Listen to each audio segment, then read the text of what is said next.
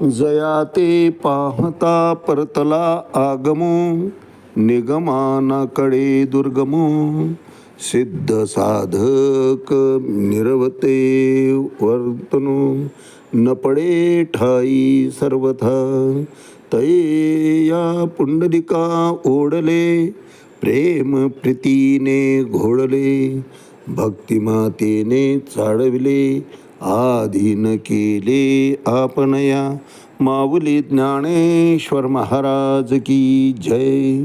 एक तरी ओवी अनुभवावी या ज्ञानयज्ञात आपण श्रीमद भगवद्गीता अध्याय 8वा त्यातला श्लोक क्रमांक 22 आणि माऊलींनी या श्लोकवर ज्ञानेश्वरी 8व्या अध्यायामध्ये 201 क्रमांकाच्या ओवीनं केलेलं भाष्य याचं आज आपण चिंतन करणार आहोत.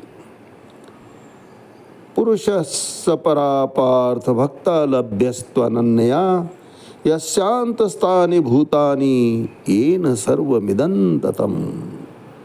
अर्थात भगवंत कसे आहेत याचं वर्णन या श्लोकामध्ये करण्यात आलेलं आहे. तर भगवंत सर्वश्रेष्ठ आहेत महाराज, सर्व व्यापक आहे. आणि अशा या सर्वेश्वर परमेश्वराची प्राप्ती ही केवळ भक्तीद्वारेच होत असते. भगवंत स्वतःच 11व्या अध्यायामध्ये सांगतात, नाहम वेदन न तपसा न दानेन च जया, शक्य एवं विदो द्रष्टुम भक्तवानशी यम्ममा.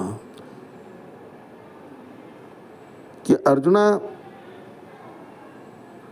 मी दान करून किंवा अर्चना करून इतक्या सहजपणे प्राप्त होत नाही जितका भक्तीने मी प्राप्त होत असतो.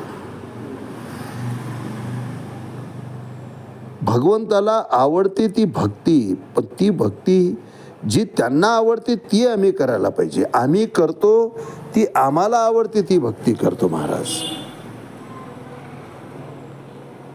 भगवंताला आवडणारी भक्ती केली की परमार्थामध्ये आपोआप जीव प्रगत होत जातो. नाहीतर या मायेतून बाहेर पडूच शकत नाही महाराज. मायाजाळ हे इतकं घट्ट विणलेलं आहे की त्यातून सहजासहजी जीवाची सुटका होत नाही. तो अधिकच त्यात गुरफटला जातो. उलट भक्तीद्वारे प्राप्त होणारे हे भगवंत आपल्या धामामध्ये, आपल्या लोकामध्ये सदैव स्थित असतात, विराजमान असतात महाराज. पण असं असलं तरी ते सर्वव्यापी आहेत, सर्वत्र असतात, कणाकणामध्ये असतात. विठ्ठल भरला सभा येऊने काय आहे चराचरी. तुका म्हणे विठो भरला सभा येऊने काय आहे चराचरी. सर्व या अदृश्य दृश्य जे काही आहे ते त्याच्या ठाई समाविष्ट आहे महाराज. प्रत्येक कणाकणामध्ये भगवंत आहे आणि प्रत्येक कण भगवंतामध्ये समाविष्ट आहे. अर्थात भगवत धामाची प्राप्ती ही भक्तीद्वारे सहजपणे होत असते आणि मानवी जीवनाचं अंतिम साध्य तेच आहे महाराज.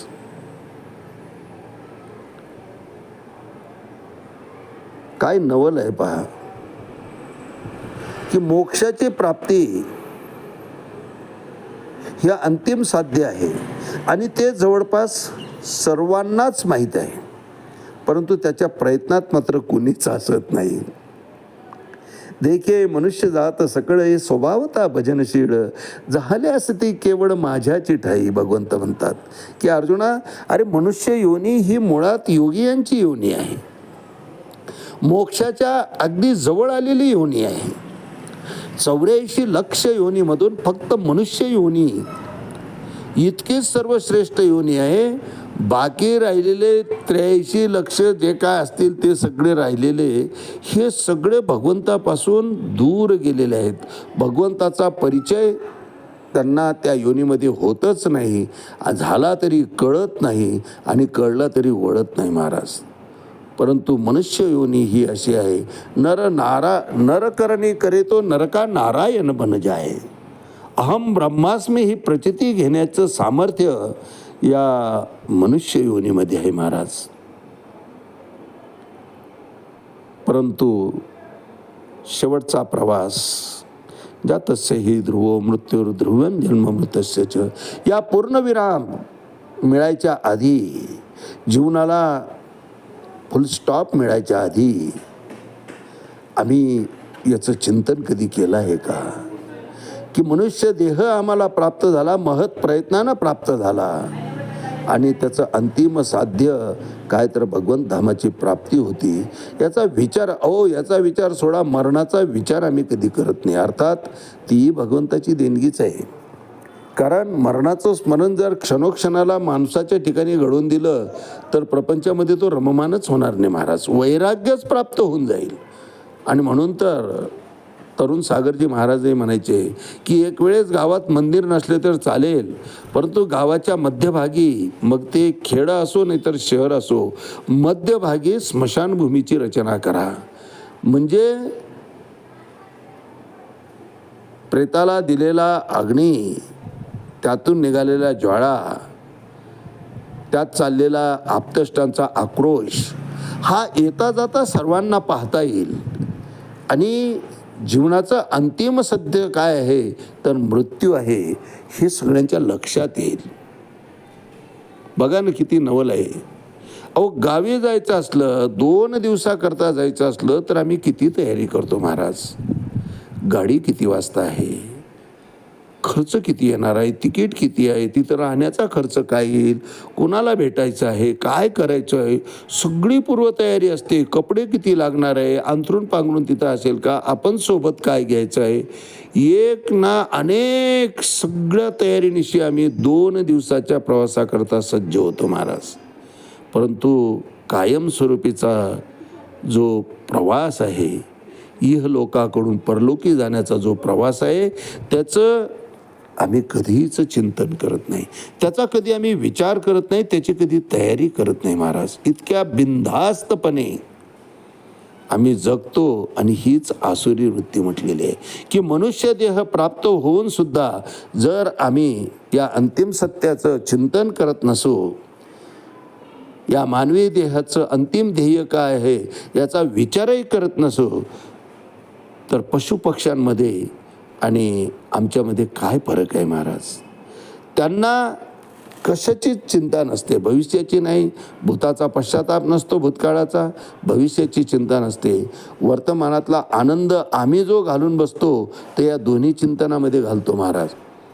की आम्ही क्षणाक्षणाला भूतकाळामध्ये परताळून पाहतो. समोर माणूस आला की त्यानं आमच्याशी पूर्वी कसा वागला आहे त्याचं आमचं लगेच स्मरण येतं, त्याच्याविषयी लगेच भावना निर्माण होतात. त्यानं थोडंसं आम्हाला अवेरलेलं असेल तर त्याच्याविषयी लगेच घृणा उत्पन्न होते. प्रसंग 10 वर्षापूर्वीचा घडून गेलेला, परंतु ती व्यक्ती समोर आली की आम्हाला तशाच परिस्थितीमध्ये पुन्हा आठव येतं आणि त्यामध्ये आम्ही वर्तमानातला आनंद घालवून बसतो महाराज.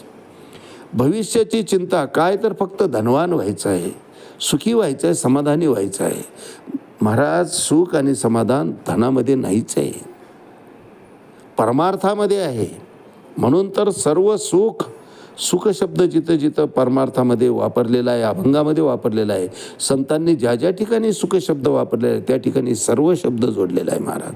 तुका म्हणे माझे हेची सर्व सुख, पाहीन श्रीमुख आवडीन. सर्व सुखाचे आगर तुका म्हणे पंढरीनाथ. सर्व सुखाचे आगर जनी म्हणे शारंगधर. माऊली सुद्धा म्हणतात सर्व सुखाच्या आगरू बाप रखुमा देवीवर. तुका म्हणे काही न मागे अनेक तुझे पायी सुख सर्व आहे. सर्व शब्द सुखाच्या मागे किंवा पुढे जोडलेला आहे.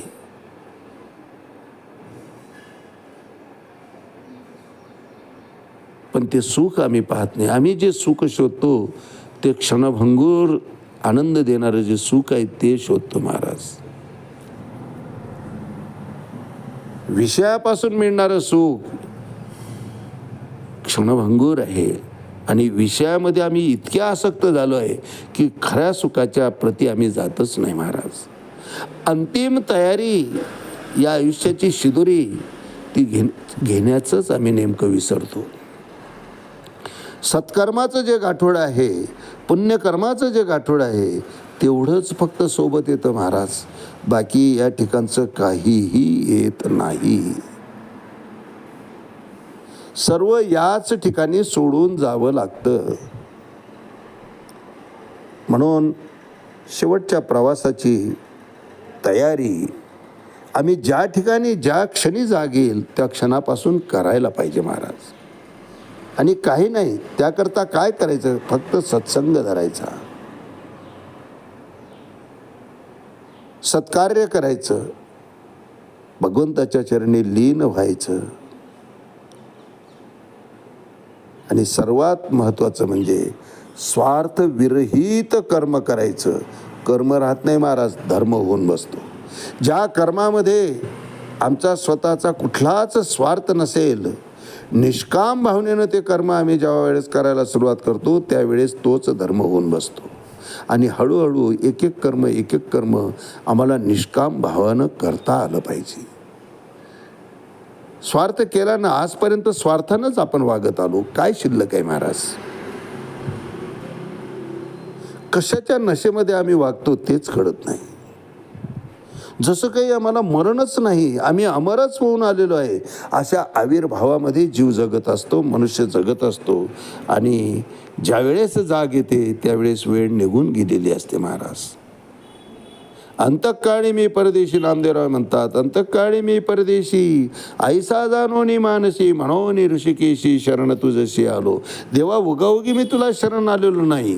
नवमास गर्भवासी कष्ट झाले त्या मातेशी, ती निष्ठूर राहिली कैशी, अंती दूर राहिली. वेळ येऊ नये महाराज, पण आईवडिलांच्या समोर जर बाळाच्या जायची वेळ आली तर ते सुद्धा जीवी बापाची आवड मुखी घालून पूर्वी कोड, जेव्हा लागली यम ओढ अंती दूर राहिला. बिडी फुकून तो बापही म्हणतो की आता माझ्या बाळाचे हाल पाहवले जात नाही हो, आता देवाने याला घेऊन जावं. ही हकीकत आहे महाराज जीवनाची. शरीर संबंधाचे नाते आहेत.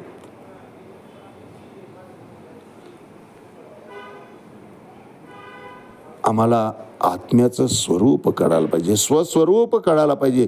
आणि स्वस्वरूप कळून त्याचाही विसर पडून भगवंत स्वरूपाशी आम्ही एकरूप आम्हाला होता आलं पाहिजे. ही अंतिम तयारी आहे. द्वैत आम्हाला जीवनातलं संपवता आलं पाहिजे, भेद संपवता आला पाहिजे. तेथे भेदाभेद अमंगळ. परमात्म्याच्या ठिकाणी भेदच नाही महाराज, परमार्थाच्या ठिकाणी भेद नाहीच. यारे यारे अवघे जण, तिथं नर असो नारी असो, जात नाही पात नाही, सर्व एक रूप होऊन जातात महाराज. द्वैत संपवता आलं. ब्रह्म जे देखणे द्वैत जेव्हा गेले, शरीर ते झाले ब्रह्मरूप. तुमचं द्वैत संपलं की शरीर ब्रह्मरूपच होऊन जातं महाराज. अशा या अद्वैत भावानं जेव्हा आम्ही भगवंताशी एकरूप होऊन जातो त्यावेळेस अंतिम यात्रासुद्धा सुफळ होऊन जाते, सुलभ होऊन जाते, सुखकारक होऊन जाते महाराज. मुक्त झालो, इच्छा केली ते पावलो, अशी अवस्था तृप्ततेचा ढेकर जीवनामध्ये यायला सुरुवात होतो. पण त्याकरिता जीवन कळालं पाहिजे महाराज. अंतिम ध्येय काय आहे आणि त्या अनुषंगानं आम्ही काय तयारी करतोय याचं अवलोकन आम्हाला करता आलं पाहिजे. भगवंत आपल्या धामामध्ये स्थित आहे. तो परा आणि अपराशक्तीनं सर्वत्र ते कार्य करत राहतील, करत आहेत. कारण पोषणाची जबाबदारी त्यांच्याकडेच आहे, पण संहारसुद्धा त्यांच्याकडेच आहे, याचा विसर आम्हाला पडता कामा नये. यावर भाष्य करताना माऊली ज्ञानेश्वरी 8वा अध्याय 201 क्रमांकाच्या म्हणतात, लोहाचे कनक झाले हे एके परिचेची केले, आता अनेक कैचे ते गेले लोहत्वाने. अरे एकदा लोहाचं सोनं झालं की त्या सोन्याचं पुन्हा लोखंडात रूपांतर कधीच होत नाही. जसं काल आपण पाहिलं की साखरेचा ऊस कधीच होत नाही, ऊसाची साखर होईल, तसं एकदा प्रपंचातून बाहेर निघून विरक्त होऊन परमार्थाच्या ठिकाणी लीन झालं, परमेश्वराच्या ठिकाणी लीन झालं की पुन्हा परती माघारी घेत नाही, पुन्हा प्रपंचाचा खटाटोप जीव अंगी लावून घेत नाही महाराज. तो त्याच क्षणी मुक्त होऊन जातो. आज याच ठिकाणी थांबूया. रामकृष्ण हरी पुंडलिक वरदा हरी विठ्ठल श्री ज्ञानदेव तुकाराम पंढरीनाथ भगवान की जय. माऊली ज्ञानेश्वर महाराज की जय. जगद्गुरु तुकाराम महाराज की जय. शांती ब्रह्म एकनाथ महाराज की जय. आदि शक्ती मुक्ताबाई की जय.